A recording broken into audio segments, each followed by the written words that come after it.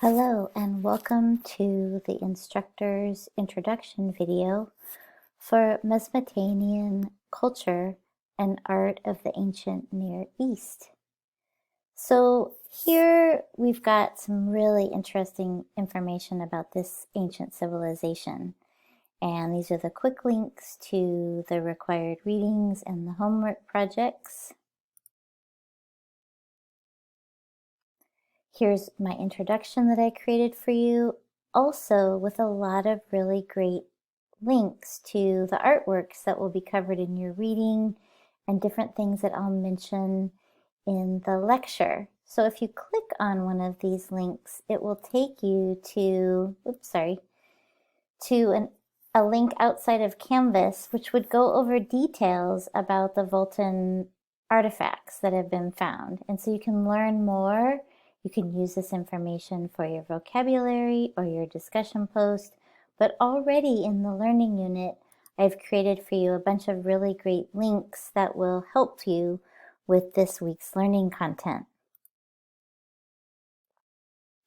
There's a really interesting 4-minute video created by National Geographic that's a great summary for the Mesopotamian culture and civilization that I'm asking you to learn about with this learning unit.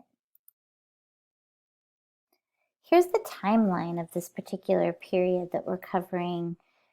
And again, we've got some great links that help you to learn about these different concepts that are covered from this ancient time period. So for example, if you wanted to learn more about some of the Assyrians' weapons, you could click on that link and it would take you to a website outside of Canvas that has more links and more information about the different types of warfare and what they were using at that time. And if you're interested in learning more about the tools that they use, the weapons, here's information that would talk about the military and the soldiers. Some of them were being paid and they were professional soldiers. So you can learn more about that if you choose to.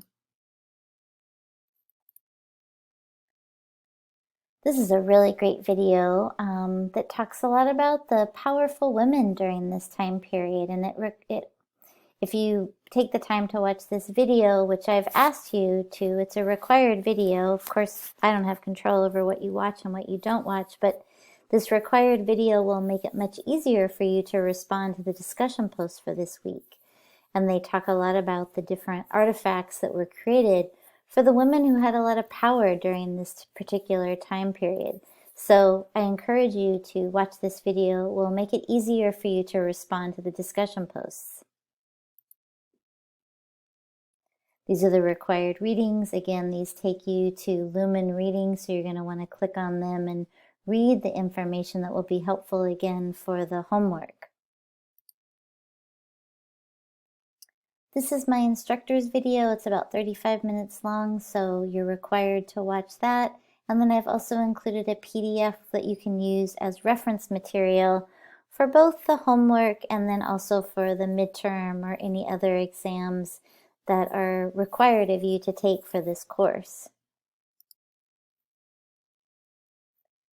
These are the terms that you're going to want to consider this week. So you're going to be doing a homework discussion post, and these are the terms that I am requiring you to use. And I've also included some helpful links, which will give you some advantages for finding definitions of the terms and ways to talk about the cultural context of how these different objects might have been used. A lot of helpful links, so be sure to check those out if you have time and are interested. And then finally, we have the first discussion post, and I've included a video here that goes over the requirements. I want to make sure when you respond to your students' classmates' posts that you're thinking about using the terms and the language from this week's learning unit, and also to include in your post something that you learned from this module or something that you feel connected to what your classmate wrote about. And here's more links again that will help you find information to discuss within the prompts. And that's all reviewed in this video.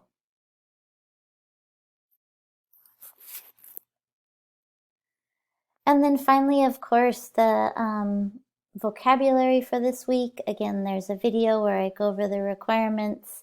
And just remember, do the best you can when you're responding to your prompts using the vocabulary from the learning unit. And also be sure to use that information and vocabulary in your classmates' response.